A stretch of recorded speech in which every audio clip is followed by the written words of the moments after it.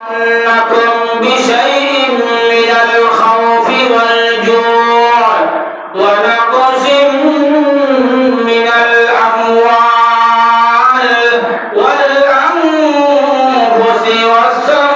والثمرات الله নিজেই বলেন ওয়ালানাবলুওয়ান্নাকুম আমি তোমাদেরকে নিশ্চয় পরীক্ষা করব অবশ্যই পরীক্ষা করব ও মুসলমানেরা গোলাম কোন মানুষ পরীক্ষা থেকে বের হতে পারবে না সবাই পরীক্ষার মধ্যে থাকতে হবে আল্লাহ রব্বুল আলামিন পরীক্ষা করবেন আল্লাহ নিজেই বলেন ওয়ালানাবলুওয়ান্নাকুম অবশ্যই আমি তোমাদেরকে পরীক্ষা করব মিনাল খাউফ আমি আল্লাহ কখনো তোমাদেরকে ভয় দেখাইয়া পরীক্ষা করব কারণ আল্লাহ নিজেই বলেন মিনাল খাউফ আমি ভয় দেখানোর মানে হলো আমার বান্দি যদি আমাকে একটা বার ভয় করে আল্লাহ ডাক দে আমি আল্লাহ খুশি হইয়া আমার বান্দারে মাহবুব বানাইয়া নিব সুবহানাল্লাহ আল্লাহ তাআলা বলেন মিনাল খাউফি ওয়াল জুআ আবার কখনো আমি আল্লাহ খুদার রাইগা আমি আল্লাহ পরীক্ষা করব অনেক সময় দেখা যায় অনেক মানুষের টাকা আছে কিন্তু খাইতে পারে না আল্লাহ বলেন মিনাল খাউফি ওয়াল জুআ আমি খুদার রাইগা বান্দা এবং বান্দীদেরকে পরীক্ষা করি ও দুনিয়ার ইমানদার আল্লাহর গোলাম আমি পরীক্ষা করার মানে হলো তুমি উপবাস থাকা সত্ত্বে যদি আমি আল্লাহকে একটা বার ডাকো আমি আল্লাহকে একটা বার চিনিয়া তুমি আল্লাহ বলে ডাক দেও আমি আল্লাহ তোমার উপর খুশি হইয়া যাই অনেক মানুষের ঘরে খাবার থাকে না একবেলা যদি খায় দ্বিতীয় বেলা কোন চিন্তা করে ফিকির করে আমি কিভাবে খাবো টেনশনে পড়ে যায় আল্লাহ নিজেই বলেন মিনাল খাউফি ওয়াল জুআ আমি ক্ষুধার্ত রাখবো তোমাকে তোমার ঘরে আমি কোনো খাবার রাখবো না এই খাবার না রাখা সত্ত্বে তুমি দেখি আমাকে চেনো না তুমি দুনিয়ার টেনশনে পড়ে যাও তোমার পেটের টেনশনে পড়ে যাও না আমি আল্লাহকে একবার তুমি ডাক দেও আমি এটা অপেক্ষায় থাকি মিনাল খাউফি ওয়াল জুআ ওয়া নাকসিম মিনাল আমওয়াল আল্লাহ নিজে বলে ও দুনিয়ার মানুষেরা আমি মাঝে তোমাদেরকে এমন সম্পদ দান করব মাঝে কোনো মানুষের আমি আল্লাহ এমন আওলাদ দান করব সে সন্তান দিব আবার কখনো আমি মানুষদেরকে ফল ফসল দিয়ে আমি আল্লাহ দিব এমন ধন সম্পদ দিব ওই ধন সম্পদের কবলে পড়িয়া আমি আল্লাহকে স্মরণ করো না আমি আল্লাহকে ভুলিয়া যাও আমি আল্লাহ পরীক্ষা করব ধন সম্পদের কবলে পড়ার পর মানুষ আল্লাহকে ভুলিয়া যায় একক যদি নামাজের মধ্যে আসে বাকি আর চার নামাজে আসতে মন চায় না মনে ভাবে আর কি নামাজে যাবো বাড়ির মধ্যে আমরা পড়ে নিতে পারবো আসলে তোমার অন্তরের মধ্যে যদি মজা থাকে না তাহলে ইবাদত করতে মজা লাগে না অন্তর ঠিক থাকতে হবে এই কারণে আল্লাহ রাসূল সাল্লাল্লাহু আলাইহি ওয়াসাল্লাম বলেন লা ইয়াদখুলুল জান্নাতা জাসাদুন ওযিয়া বিল হারাম মানুষের বডি যদি হারাম হয়ে যায় নষ্ট হয়ে যায় এই বডি আল্লাহ তাআলা কখনো জান্নাতের ভিতরে ঢুকাইবে না কারণ তোমাকে আল্লাহ হালাল জিনিস দিয়েছে হালাল করে তুমি ভক্ষণ করবা এখন আমাদের সমাজে আরে ভাই আমাদের সন্তান কিভাবে ভালো হবে কারণ আমরা মূলের মধ্যে আমরা নষ্ট করে ফেলি আমাদের এলাকা বিভিন্ন জায়গায় বিয়াশাদী হয় নিকাহ হয় দেখা যায় এই নিকাহ নবীর তরিকা মতো হওয়ার কথা দেখা যায় বিভিন্ন বাড়ির মধ্যে ঢোল ঢোলকি বাজাইতে আছে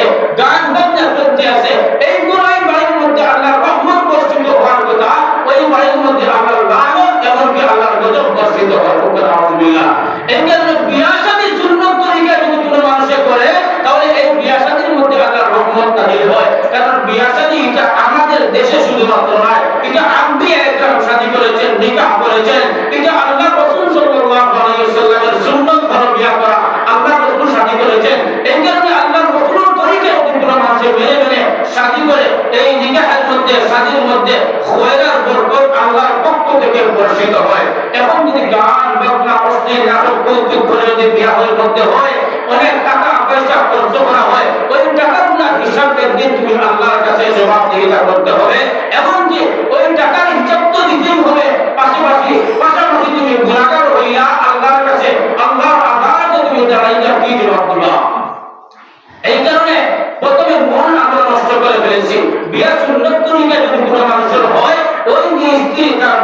মধ্যে নিয়ে যাবে, আপনার স্ত্রীর গর্ভ থেকে যে সন্তানটা প্রসব হবে, যে সন্তানটা দুনিয়ার মধ্যে ভূমিষ্ঠ হবে, ওই সন্তানটা নেককার হইয়া দুনিয়ার বাহির হবে। সুবহানাল্লাহ। এই সন্তানটার ভিতরে আল্লাহ তাআলার রহমত থাকবে। ওই সন্তানটা যেই সময় বড় হবে, যেই সময় এই সন্তানটা কানে কানে পৌঁছে দিবে, বলে লা ইলাহা ইল্লাল্লাহ মুহাম্মাদুর রাসূলুল্লাহ, একবার দুইবার বলার সাথে সাথে ওই ছেলেটার জবান দিয়ে অটোমেটিক বাহির হবে। ওই ছেলেটার মেধা শক্তি অত্যন্ত ভালো থাকবে, জেহেন জগৎ অত্যন্ত ভালো থাকবে। আমাদের ছেলে সন্তানরা ওরা কোন কারণে পায় না? আমরা মূল নষ্ট করে ফেলেছি, হারাম বক্ষণ করাইয়া, হারাম জিনিস করিয়া আমরা যে বিয়া শাদীর মধ্যে আমরা লিপ্ত হয়েছি, এই কারণে আমাদের ছেলে মেয়েরা জেহেন জগৎ অটোমেটিক নষ্ট হয়ে যায়। কারণ বাবা হারাম খায়, মা যদি হারাম খায়, তাহলে হারামের মধ্যে এই আসরটা সন্তানগুলোর উপরে পড়ে যায়। এই কারণে এটা শুধু উম্মতের জন্য নয়, আল্লাহ রাসূল সাল্লাল্লাহু আলাইহি ওয়াসাল্লামকে আল্লাহ তাআলা নিজেই বলেন, হাবিব আমার, আপনি নিজে হালাল ভক্ষণ করেন এবং নেক আমল বেশি বেশি করেন। এই নেক আমল মধ্যে সালিহা আমল হতে হবে, মানে ভালো আমল, উত্তম আমল হতে হবে। বেশি আমল আল্লাহ তাআলা চায় না। একটা সিদ্ধাকে কেন্দ্র করে আল্লাহ তোমাকে মাফ করে দিতে পারে, এই ক্ষমতা আছেন না। এক মানুষ 500 বছর ইবাদত বন্দেগী করেছে, 500 বছর ইবাদত বন্দেগী করার পর মনে মনে ভাবছে, আমি তো এই ইবাদতের কারণে আমি জান্নাতে চলে যাব। আল্লাহ তো রহমানুর রহিম, আল্লাহ আরহামুর রাহিম, আল্লাহ তো গফুরুর রহিম, আল্লাহ দয়া ছাড়া, আল্লাহর মায়া ছাড়া কখনো কোনো মানুষ জান্নাতে যাওয়া সম্ভব হবে না। কিয়ামতের ময়দানে ওই ব্যক্তি আল্লাহকে বলবে, আল্লাহ আমি তো একাধারে 500 বছর আপনার গোলামি করেছি, আল্লাহ তোমার তো আজকে দয়ার কোনো প্রয়োজন নাই, আজকে কোনো মহব্বতের কোনো প্রয়োজন নাই, আমার ইবাদতের ঠেলাই তো আমি জান্নাতের ভিতরে ঢোকা সম্ভব হবে। আল্লাহ বলেন, তাহলে ঠিক আছে, তুমি দাঁড়াও, একটু অপেক্ষা করো। যেই সময় সূর্যটা তোমার মাথার উপর থাকবে, ওর হাত উপরে থাকবে, তোমার ওই বান্দা এমন পানি পিপাসা ধরবে, আল্লাহকে বলবে, আল্লাহ আমি পানি খাবো। আল্লাহ বলবে, ও আমার ফেরেশতারা, আমার বান্দা কি বলে তোমরা একটু জিজ্ঞাসা করো। ফেরেশতারা আইসা বললো, ও আল্লাহর গোলাম তুমি কি খাবে? আমি এক গ্লাস পানি খাবো। আর ওই ফেরেশতারা বলে, এক গ্লাস পানির দাম কি জানো? হাসরের মাঠে এক গ্লাস পানির দাম হবে 250 বছরের ইবাদত। সুবহানাল্লাহ। 250 বছরের ইবাদত হবে একটা গ্লাসের দাম। এক গ্লাস পানি খাবে, 250 বছরের তুমি ইবাদত করতে গিয়ে তুমি আমাকে দিতেই হবে। তখন পানির পিপাসায় অন্তর জ্বলিয়া ছাই হয়ে যাইতেছে, বুকটা ছিঁড়ে যাইতেছে, পানির পিপাসা এমন ভালো লাগছে, তখন ওই বান্দা এক গ্লাস পানি খাবে, 250 বছরের ইবাদত করতে গিয়ে চলে যাবে। এই কারণে 250 বছরের যখন ইবাদত করতে গিয়ে চলে যাবে, তখন এই বান্দার কাছে বছরের ইবাদত 250 বছর নাই, আরেকটা প্রবলেম মানে আরেকটা বিপদের সম্মুখীন হবে। তখন ওই বান্দা ফেরেশতাদেরকে বলবে, ও ফেরেশতারা, আমি আরেকটা জিনিস খাবার চাই, ওইগুলো যদি আমাকে দেও, তাহলে আমি অল্প কিছু আমার পক্ষ থেকে আমি নেক আমল দিয়ে দিব। তখন দেখা যায় ফেরেশতারা বলেন, আরো অর্ধেকগুলো আমাকে দিতেই হবে, তাহলে একটু আমি খাবারের ব্যবস্থা করে দিব। তখন ওই বান্দা আরো অল্প খাবারের জন্য 250 বছরের ইবাদত করতে গিয়ে চলে গেছে, এখন ডবল জিরো। এখন কি ডবল জিরো? এখন আল্লাহ ডাক দিয়ে বলেন, বান্দা তুমি তো বলেছো 500 বছরের ইবাদত তোমার এই জমায়ের কাছে, 500 বছরের ইবাদত দিয়ে তুমি জান্নাতের ভিতরে চলে যাইবা, এখন তোমার ইবাদত কোথায়? তখন ওই বান্দা আল্লাহর কাছে দোয়া করে, আল্লাহ আমার অন্যায় হয়ে গেছে, আমার ভুল হয়ে গেছে, আমি বুঝতে পারি নাই। আল্লাহ তুমি তো আরহামুর রাহিম, তুমি তো গফুরুর রহিম, তুমি তো অসীম দয়ালু, আল্লাহ তুমি তো চাইলে আমাকে ক্ষমা করে দিতে পারো।